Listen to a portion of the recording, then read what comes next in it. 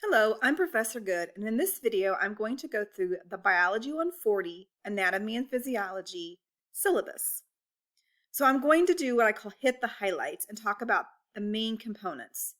You should print and/or thoroughly read all of the words and content of this document. So as I mentioned, I'm Professor Good, and here is my contact information, my email address, my office, which is on the East Peoria campus, and my phone number. This course is going to pertain to the human body and contain lots of interesting information. And this particular document is a contract between you and me, so we both have an understanding of what the expectations are for the semester. This course is going to be presented for the lecture portion in an online format and the lab portion in an in-person format. Please make sure to check your schedule to see when your in-person lab meets. The in-person lab is 25% of your overall course grade and therefore is very important to attend lab on a weekly basis. My office hours will be located, or office location, on 320E, the East Peoria campus. My office hours for a particular semester will vary, but for fall of 24, they are Mondays and Wednesdays from 9 to 10:20. If these times do not meet your schedule, we can schedule a different time to meet in person, a Zoom call, or we can correspond via email. The only email that I'm allowed to by ICC policies correspond with you with is your ICC email. It is very important when sending an email that you provide as much information as possible so that I can answer your question promptly. I teach a variety of courses, such as Biology 110 or Life Science, Biology 210 Microbiology in this course. So if you just send an email saying, I need an extension or I need assistance on quiz 1, that doesn't tell me which class. So the more information you can provide, the better I can answer your question. Also, please take note, we're in an academic setting. Therefore, you need to correspond with me using full grammar, punctuation, complete sentences, not texting or abbreviations. This course is going to focus on the human body, and the main topics we will be looking at is utilizing biological vocabulary, the relationship between physiology and structures of the body, and learning the structure and physiology of the body from molecules to the organ systems. As previously mentioned, this course has a lecture and lab component. The lecture portion of the course, which I will be teaching you this semester, is 75% of your total course grade. The lab is 25% of your course grade and will be in person. Please see your schedule for the campus day of the week and the time. I will post grades on Canvas on a regular basis, so please check Canvas often to see your course grade. I provide an example and the formula on how to calculate your course grade so you can check your Canvas lab site for your lab grade and your Canvas lecture site. Other policies in this course include if an assignment isn't submitted on time, then the scores are 0. So in other words, you need to make sure that you're keeping track of the schedule and submitting assignments on their due dates. All grades are final, so no additional points, extra credit, etc. will be accepted after the last day of class. And I round up at 0.5 or higher. So as previously mentioned, we have that straight 10-point grading scale, 90, 80, 70, 60. And I do have a little wiggle room with that, just a little bit. So for example, an 89.5 is an A, so great. And an 89.4, still awesome, is a B. So I do that for all of the actual grades. So you need to make sure you get all of your points in to get the grade that you would like. For this course, for the lecture portion, all of the information, the textbook, what is called Connect, which is where you're going to complete your online assignments, are already included in the Canvas site. You do not need to purchase them separately from the ICC bookstore. So when you go into the Canvas site, which you will see on the separate video, on the left side of the screen, there'll be a tab that says McGraw-Hill Connect. This is where the textbook is going to be located. So you do have what's called an e-text or digital electronic textbook. You will be charged for the textbook and Connect in your ICC bill after the refund date.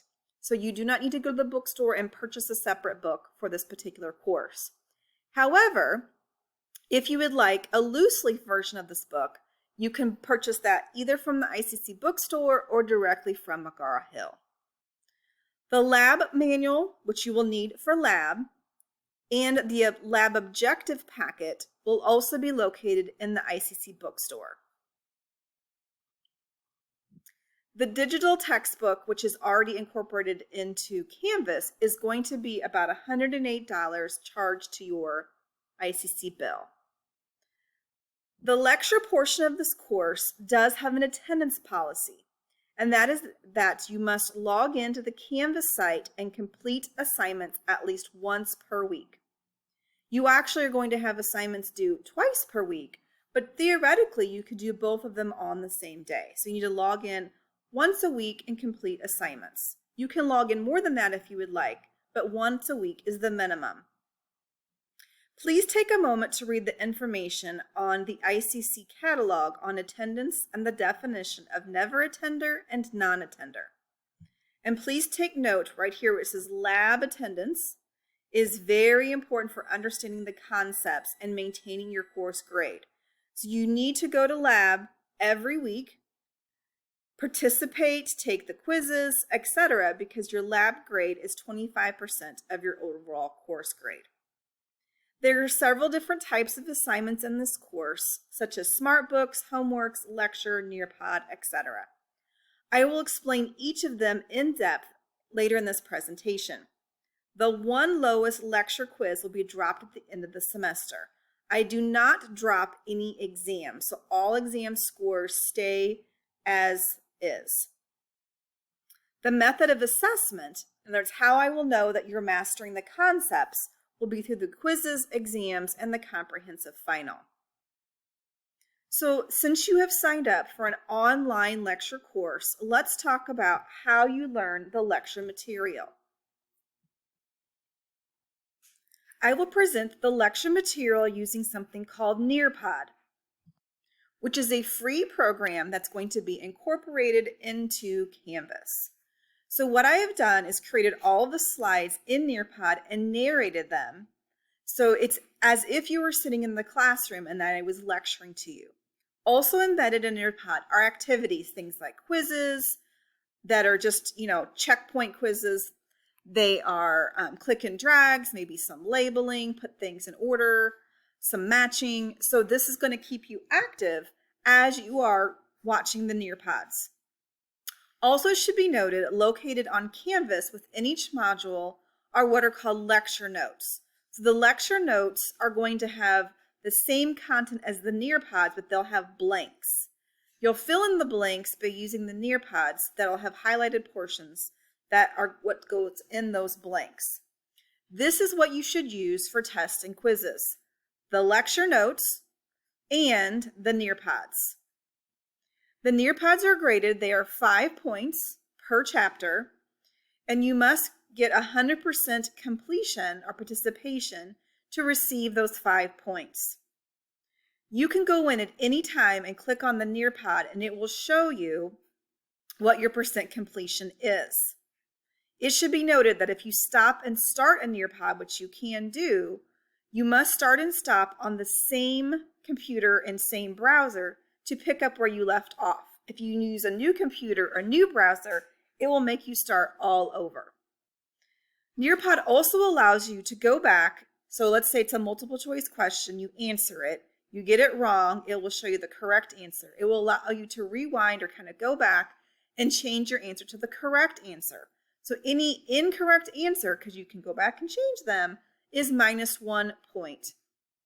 Minus 0.1 point per incorrect answer. So make sure you go back and really learn the correct answers for all of those Nearpod questions. So once you've done the Nearpod, then you're going to take a lesson quiz. which is going to be every week over the chapter or chapters. At the end of each unit, you will take an exam or unit exam. There are 5 unit exams, and there's 1 comprehensive final. The unit exams are going to be located on Canvas and redirect you to Connect. They are 75 questions, 100 points, and are timed 80 minutes. You only have 1 attempt, and proctorio will be used for exams and quizzes. I will discuss proctorio later in this presentation. The best way to complete the exams is to study, to find a quiet place free of distractions, learn the Nearpod information, fill out those corresponding notes. I would actually print them, but if you don't want to print them, you can fill them out digitally, however it works best for you.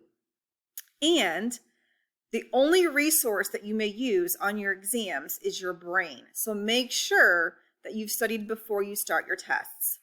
The final exam is comprehensive and covers the material from the entire semester. It is 100 questions, 100 points, and it will be in person, even though the lecture portion of this is online.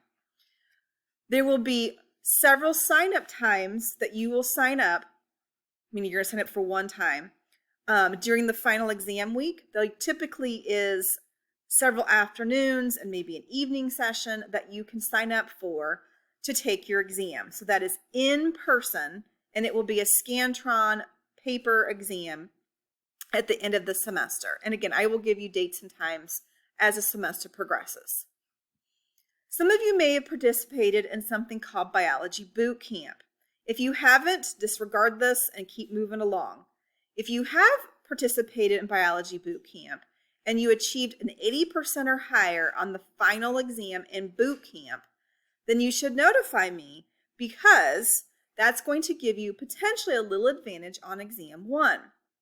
So what we're going to do for boot camp participants that have achieved an 80% or higher during boot camp is we will take the higher of the 2 scores for exam 1. So if you have achieved a 70% or higher with me on Connect for exam 1, and let's say that you got an 82 on the boot camp final exam, I will replace that. Let's say you had a 71 on exam 1 with me. I will replace that with the 81 or 82, whatever it is, in the boot camp score.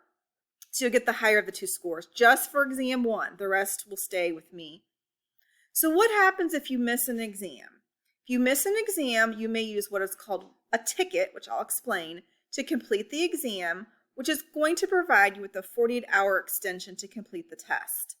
That 45-hour extension is from the original due date.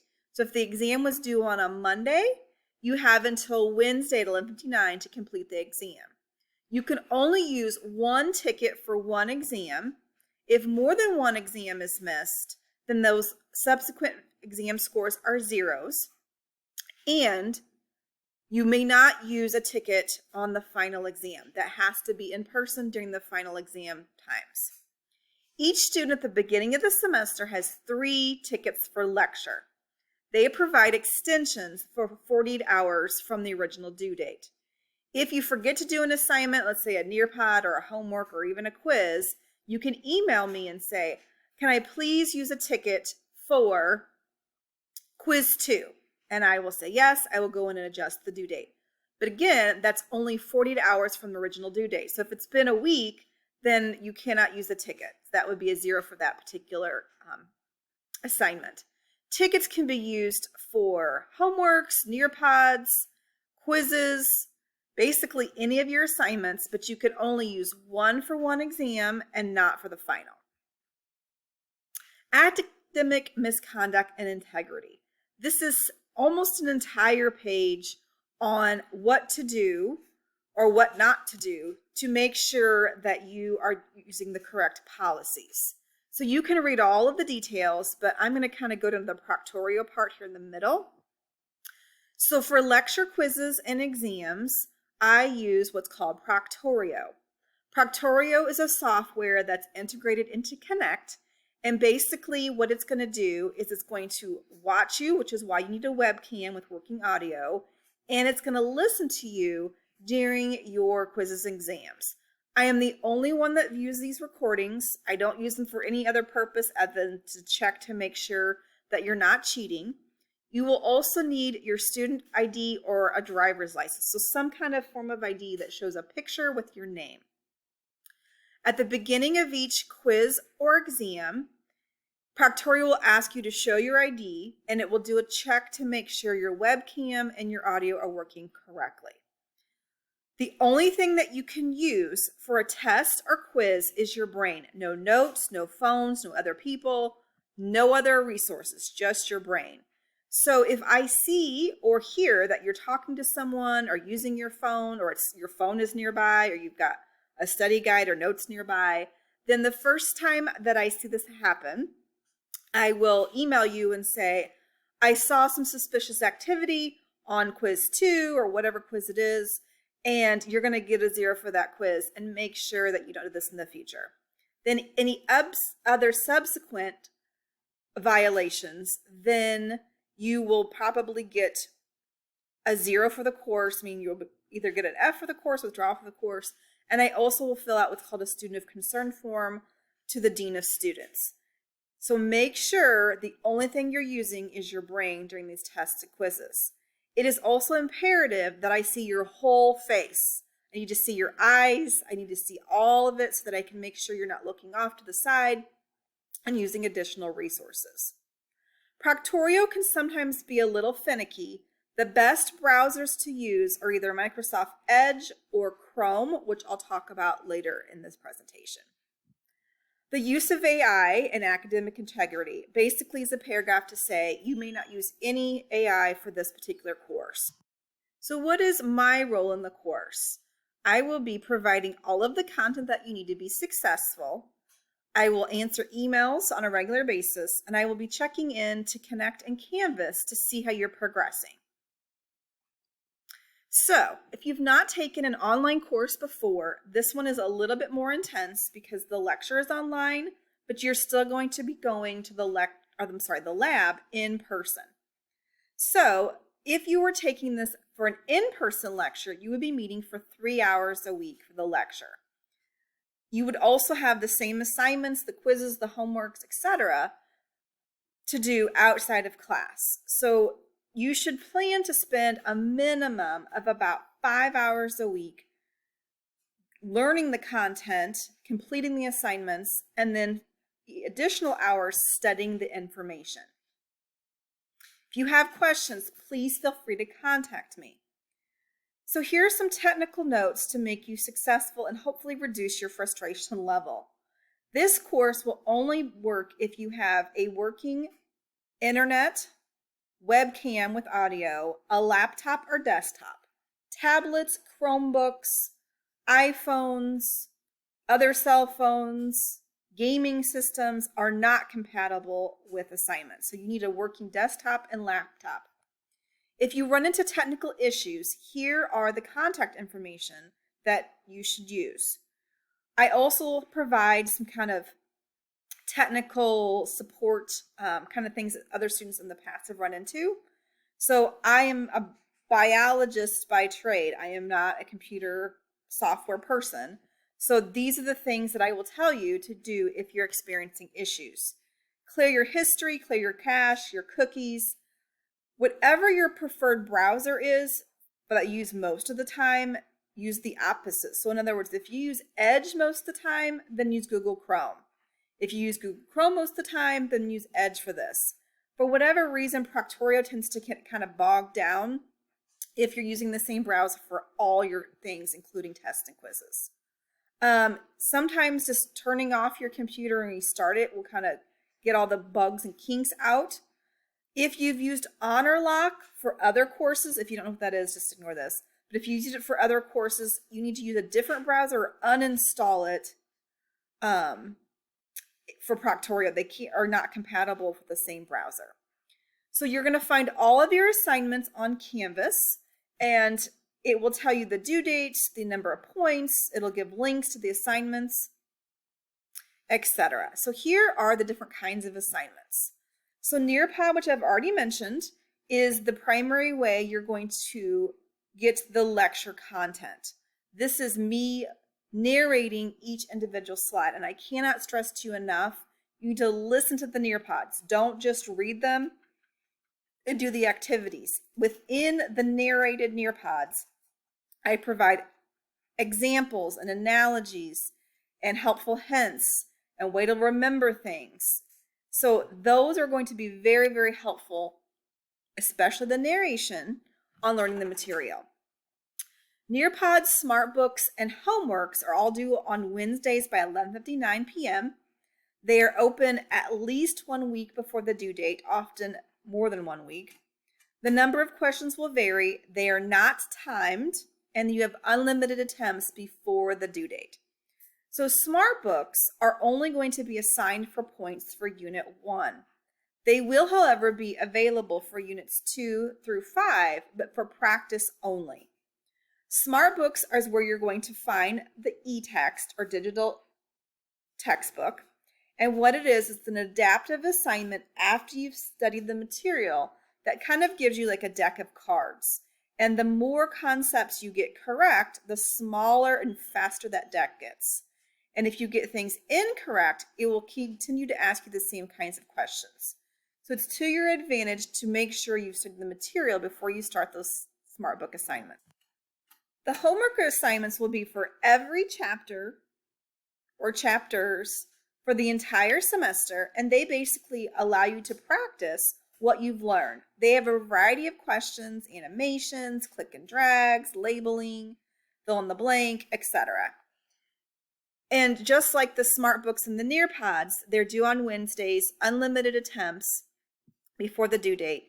They are between 3 and 5 points depending on the length of the chapter. So some chapters, they may be 5 points if the chapter's a little bit longer, but most are going to be worth 3 points. The SmartBooks for Unit 1 are worth 3 points, and the Nearpods are worth 5 points. Once you've learned all of the content, then you should take the lesson or chapter quiz. Those are due on Fridays at 11:59. 10 questions, 12 minutes, 1 attempt, so you only get 1 try. And I drop the lowest at the end of the semester. So they're 10 points, 10 questions. Again, I drop the lowest. The exams, with the exception of the final, are going to be due on Mondays. Also, exam 5, I believe, is due on a Sunday because of the way the calendar falls. The exams are between 70 and 75 questions, depending on the test. They are on Connect, just like the quizzes. You have 1 attempt. They are 80 minutes, and they are worth 100 points. I do not drop a lowest exam, just a lowest quiz. The final, as previously mentioned, is in person. You'll sign up for a day and time, 100 points, 100 questions over the entire semester. The other exams are just unit exams. It is important to note that you can review your lecture quizzes and your exams 1 hour after the due date. So if it's due on a Friday for a quiz, you can review the answers, what you missed, on, let's say, a Saturday. Same for exams. You can look at what you missed, let's say, on a Tuesday. So why is that important? Each quiz has a pool of questions. So let's say quiz 1 has 50 questions in the pool. You will receive 10 of those questions, so 10 of the 50. But it's possible you could see that same question or questions on the exams because I use the same pool for the quizzes that I use on the exams. So you don't want to miss a question twice. So go back after you've completed so you know what you missed. It will give you the right answer for the quizzes, so that way you know the right answer, so you study it correctly. And then for the test, like the actual exams, you could see that question again, so you want to make sure you get it right. For the exams, I believe I'd have to go back and double check, but I think it just shows you that you got the question wrong, but it doesn't tell you the right answer. So it's important to know what you missed. All right, so how to work best in this class? Complete the lesson in order. So Nearpod first, then SmartBook for the ones that are assigned in Unit 1, then the homework, then the quiz. So those smart books, again, they're available for the entire semester, but you only have to do them for points for Unit 1. Read the textbook. So you have a textbook. You can access it through SmartBook, or you can just click on that McGraw-Hill tab on the left and access it that way. Again, Nearpods, listening to them is the best way to learn the material, along with those corresponding lecture notes. There are Kahoots embedded on Canvas, which are basically practice. Nearpod is practice. I have study guides for every unit.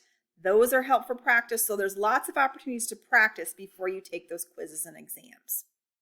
So this is just a list of how to study and some what we call best practices, some things that are going to help make sure you're successful in the class. And then at the end, I just have the lab topics listed, so that way you have a little reminder of lab as a part of this course. Lab attendance is crucial to your overall grade. If you're like, I'm just not going to go to lab, things are not going to go very well for you as far as your overall grade. And what you're going to notice is the lab content is going to correspond with the lecture content. So that first week in lab is the introduction to anatomy and physiology. That's what we're doing in lecture. So that lab really helps reinforce those concepts.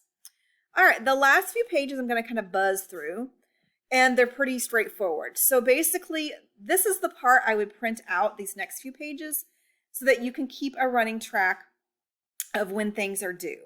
So this is the schedule, and basically what it goes through is the week, the lesson, the chapter number, and then due dates and the assignments. So for example, on Wednesday of week 1, you have the Nearpod that you're watching right now. That's 10 points.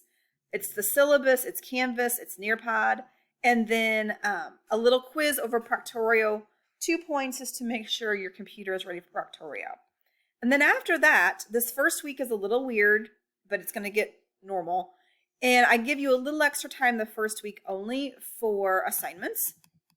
So Nearpod, 5 points, which I have to grade that. So that won't show up instantaneously. So give me a little bit of time to get in there and grade those. Smart books are 3 points. Again, unit 1 only. Homework are 3 points, and then a quiz. So first week only, due on Sunday. The rest, it's going to be Wednesdays, Fridays. Wednesdays, Fridays. So let's get into unit 1, Nearpod, Smart Book, Homework, Quiz. In that order is how I recommend that you do things. And there's a place for you to obviously record all your grades. Then as we scroll down, you see things like the refund date, when the exams are. Starting unit 2 for the rest of the semester, you're going to notice just Nearpod, Homework, Quiz. Again, those smart books are available for practice. Wednesdays are the Nearpods and the homeworks. Fridays are the quizzes. And that continues for the rest of the semester. Mondays are exams, so let's keep going. Last day of draw. Then as you keep scrolling, okay, there will be some weeks, the last 2 weeks where there are 2 chapters. So there's a little bit more heavy content. So for example, this week 14, it's chapter 17 and 18, which means that homework with a little bit more points because there's a little bit more to do. The week of Thanksgiving, I don't have any assignments due, but right after that, the following week, there are again 2 chapters, which are pretty big. So I would actually start on those so you have plenty of time to complete them. Okay, a few extra dates to note. This exam 5, which is a unit exam, is not the final. It's due on a Sunday. That's because of the way the semester just kind of ends.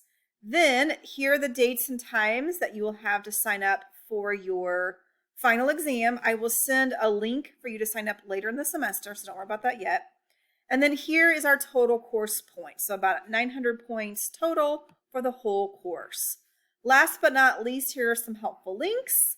And hopefully that gives you a good idea of how the course is going to work. Please contact me at agood@icc.edu if you have any questions. And I'm looking forward to a great semester.